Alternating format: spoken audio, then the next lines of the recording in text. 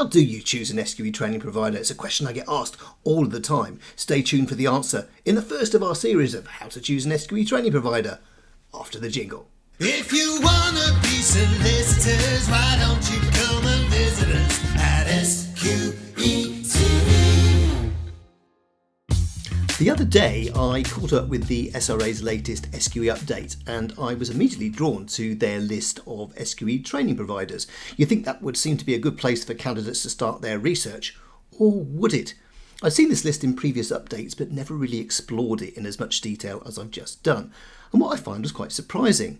My first shock from the list I'm scrolling now was that the SRA has listed 125 different organisations who apparently offer SQE training. I thought that was a bit on the high side, so I started researching the organisations that were listed.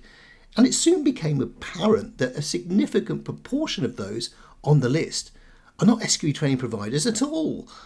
The SRA does say this is a list of organisations that have told us that they provide SQE education tutoring or training services or produce SQE related study materials and resources. It's intended to help potential SQE candidates identify what training is available.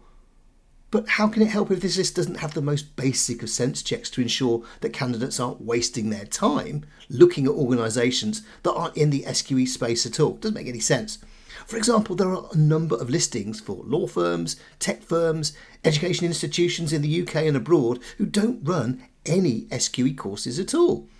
It looks like that they've simply used this free listing as an opportunity for some free advertising, nothing ventured, nothing gained from their point of view.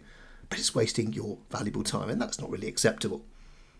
It would appear that all you need to do to get listed on this page is to simply sign up to some T's and C's, give your details, and your name will appear. It doesn't look like there's been any verification of who is on that list or what they do, because if there had been any checks at all, over half of them wouldn't make the cut at all. SQE TV. The SRA also say this is not a comprehensive or definitive list of all training providers or organisations, but of those who have asked to be on the list. We do not accredit or endorse organisations providing SQE training or study materials. We also have no role in approving, endorsing or overseeing the training courses or materials or quality. And here lies a further problem. Not only does the regulator list any Tom, Dick or Harry who wants a bit of free advertising, irrespective of whether they're actually genuinely in the SQE space or not, there's no quality control at all. Doesn't the SRA owe some sort of duty of care to cash-strapped graduates and wannabe solicitors who are trying to navigate the murky waters of the SQE regime? Well, I think so. SQE TV. Now, the SRA has made much of the fact that they no longer wish to regulate providers of courses and their materials. They now only wish to regulate the endpoint assessment, and this was partly to encourage innovation and a wider range of preparation options. But the way I see it is that the SQE preparation market now currently looks more like the Wild West, with next to no safeguards in place to prevent chancellors ripping off candidates with substandard materials which aren't subjected to the same rigorous standards of SQE university programmes. The inevitable result is going to be that many candidates will be wasting their time and their money on cheap, substandard, non-university courses and materials, and they are usually going to be at the more economically challenged end of the financial spectrum. Now, the SRA is, I believe, hoping that the market will sort itself out when pass rates are actually published. But I am aware that the SRA is facing challenges in relation to publishing pass rates, and it's unlikely that they'll be in a position to publish reliable and comprehensive data across all providers anytime soon, especially as the vast majority of the 125 so-called providers on this list simply won't feature because the SRA doesn't have any data on them at all.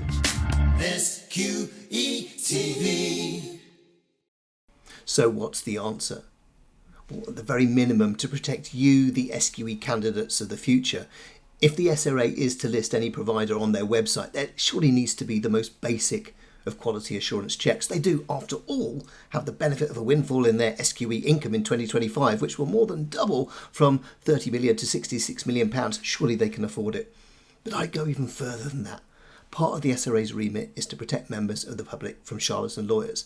That's why, after all, we have rigorous SQE exams and the Code of Conduct. But by extension, surely the duty of care that the SRA has extends to protecting future solicitors from unregulated chancers trying to make a fast buck at their expense. After all, universities are subject to rigorous quality assurance processes already. But anyone else selling a course surely needs their products and services to be put through similar scrutiny before they're marketed to unsuspecting members of the public. Now, given that the SRA had such an issue with the LPC, where they said that there was an unacceptable range of quality in the old LPC courses between one provider and another, surely the SRA needs to seriously consider regulating the providers of SQE prep courses and materials. If they don't, then I'm afraid it's open season to any of these chancers, whether they're qualified or not. And if they've got a big flashy marketing campaign, they're there to flog you at materials until they get found out. And then they'll rebrand and do the same thing again and again until eventually the regulator steps in. So for the time being, folks, I'd recommend sticking with one of the traditional university courses and programs that they have to offer for SQE preparation. They've been through extensive quality assurance processes to be validated. Don't be fooled by flash advertising campaigns from businesses who are completely unregulated. They don't have to operate to the same standards as traditional universities. And from what I've seen, and I've looked at several of the non-university sites listed on the SRA's list, they are over-promising and will in all probability under-deliver. SQE TV.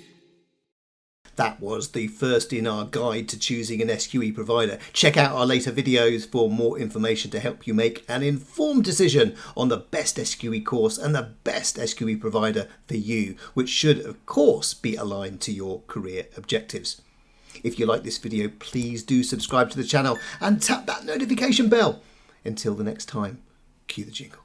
If you wanna be solicitors, why don't you come and visit us at SQE?